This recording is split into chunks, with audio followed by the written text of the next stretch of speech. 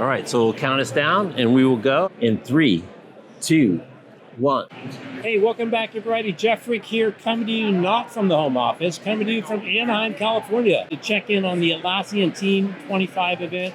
These guys are on the future of work and have been for a long time, so I was excited to roll down here and get the latest, and I'm excited to have my first guest. He's Andrew Boyagi. He is the Global Head of DevOps Evangelism. Andrew, great to see you. Hey, Jeff. Thanks for having me. Absolutely. So I love people that have evangelism in their titles. Like, you know, on one hand, you talk about process and helping people, but on the other, what makes it an evangelical? What is it that you're out with your message to help people get better at, basically, you like to say, getting better code developed quicker?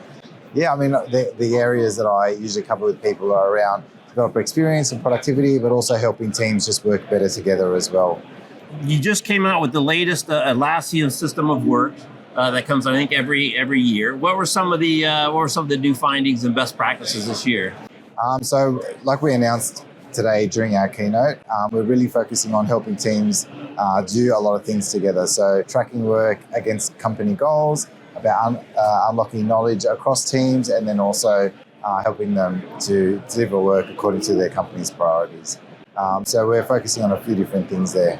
And you just highlighted that in a recent post I saw getting ready for this, where you talked about a project that you did. I think it was a month-long project with teams all over the world, people all over the world. Yeah. While you were traveling, I think you had like 3 or 4 cities you were traveling, and you did the whole thing without meetings. Wow, that is amazing. So share a little bit about, kind of how you decided to make that approach in the first place to see if you could do it without meetings. Yeah, I mean, I had been thinking about running a meetingless project for a while. I mean, nobody likes unnecessary meetings, but I didn't really have an opportunity, and I hadn't put too much thought into it about how I would actually do that. And like you said, I was traveling across multiple time zones. I was working with teams also in multiple time zones. And to be honest, it was hurting my brain trying to work out how am I going to get everybody together to kick off a meeting, because usually kicking off a project usually is something that you do in real time. Right. I was getting further and further away from where we needed to be. We had some dates that I wanted to hit that we weren't going to hit unless I kicked off the meeting pretty quickly. So I wrote a few Confluence pages. I did a kickoff page on Confluence. It's a great template. You should check that out. And I recorded a Loom. In the Loom, I was just giving everyone the context, talking about what I think we needed to do. In the Loom, I left a lot of space for people to tell me what they thought we needed to do as well. Like, I was asking questions saying, I think this is what we need to do, but if you have some expertise in your craft, let me know what you think. And it was good. I mean, people interacted a lot with the Loom. Sometimes I had the wrong person or the wrong team tagged, and they jumped in and tagged the right person in there. And so between Loom, Slack, and Confluence, we didn't have any meetings. We ran the project that way. Sometimes people would send a Loom back to me to say, hey, I want to explain this thing that we're doing. It's too hard over written format. So yeah, I mean, it went really well. No one really even noticed that we didn't have any meetings. They didn't even notice. I was pretty annoyed about that, actually, because I'm like thinking we're getting towards the end of the project, no meetings, no one else scheduled any meetings either, and I'm like, this is an awesome thing. I wonder what everyone's thinking about it. And I did catch up with a few of the people individually.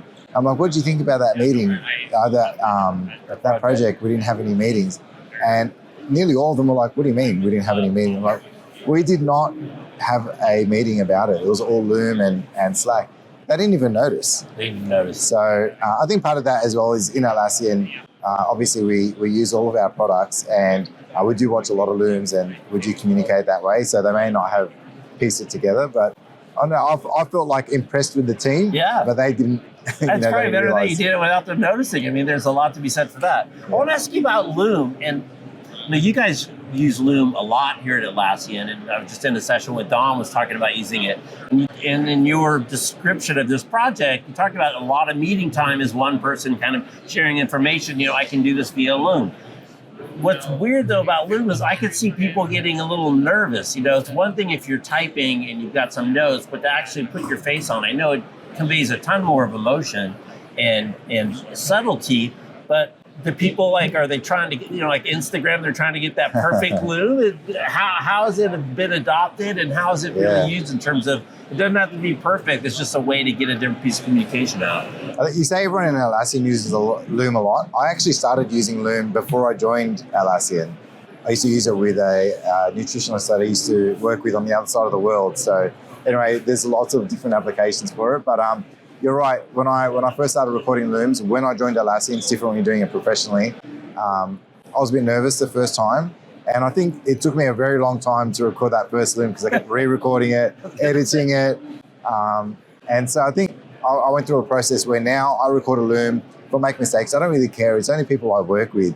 It doesn't need to be perfect. So I think, and I was speaking to other Atlassians who also go through that process where the first one's like ultra high quality, like it's going to be on TV.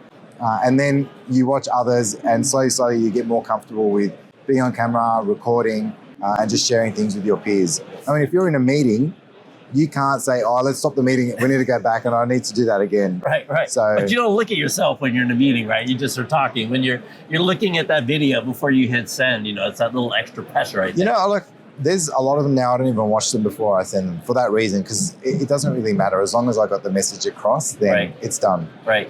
And another part of that project, you talked about no updates and really being very conscious about focusing on the areas that needed attention versus not necessarily focusing on and getting away from just kind of regular systematic updates, and people fall into this whole routine. So how did you manage what stuff you needed to pay attention to and what stuff you didn't need to pay attention to? Yeah, I mean, so I gave an update to the team every week, which is like a roundup of, here's where I got to, here's where I think you're all up to as well.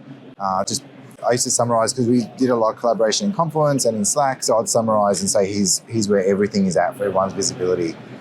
When I started doing that, other people started doing it as well. So they would start sharing an update every week in Slack or, in various different ways. Everyone just started sending an update themselves. And so I never felt like I needed to have like a status meeting, or I never really had to ask anybody for a formal update on what was happening. And so I think some of it is leader driven as well. Like if a leader is saying, give me an update every week, then most people will start doing that. If the leader just starts sharing an update, other people will do the same. And it's just like the way that work happens in the modern world.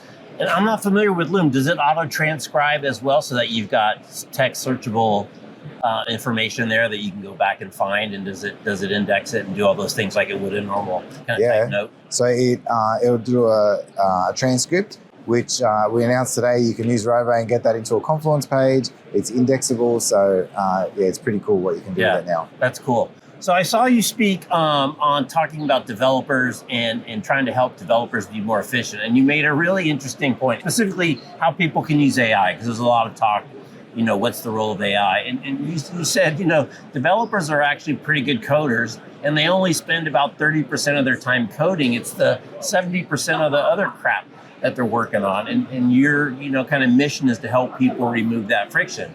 But I thought was really interesting, though, is you found some really unique cases of AI that are not being used just to develop code, but are being used in that other 70% to support the process, and some pretty innovative ideas. I wonder if you can share some of the ways you guys are using AI to help developers, but not necessarily to write code. Yeah, I mean, like there's a coding part of a developer's job. Like you said, it's a minority of their time. And so just to cover the point that you also mentioned about AI, a lot of people, when they think about AI for developers, they're thinking about writing code faster, writing better code. And maybe AI is giving developers a small boost in that area. But it's not a point of friction for developers. So it's not going to improve developer experience. It's probably not going to vastly improve productivity, and it doesn't make them happier, that's for sure. After I've spoken to a lot of them about that. But there are ways you can improve developer experience using AI, and the process is the same. You identify a friction point, understand that friction point deeply, identify a way to solve that friction point, which may include AI, may not. And once you remove that, you'll find that developers are not only happier, but they are more productive as well.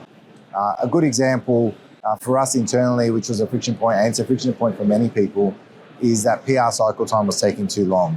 So a developer will submit a pull request, they'll be waiting for a review. They start doing other things. If it's a week, for example, someone does the review, gives them feedback.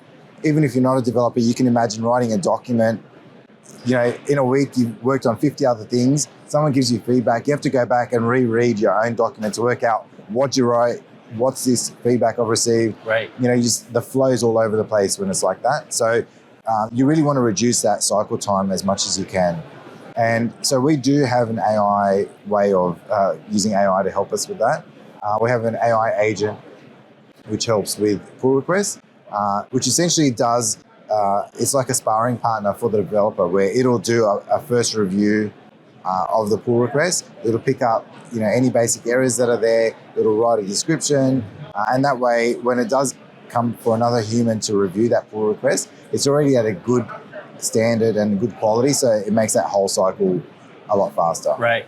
The part that jumped out to me that you also said that you didn't mention here is helping the developers, especially that don't have English as their first language, to write a generalized summary of what they did. And that is just, that's where large LLMs today just shine in that type of use case. I thought that was pretty innovative. Yeah, I mean, like there was a, it wasn't at Atlassian, but I was sitting in an office with some developers and I had my headphones on and there was a developer sitting next to me and then another one was there and I couldn't really hear anything. I was listening to something and then eventually there was like 4 people standing there. And so I took off my headphones and they were going through comments on a pull request and they were making some comments about the other person, like, what's this guy talking about? Why is he so rude? Like, all these things. And I don't work at that company, but I said, do you mind if I have a look?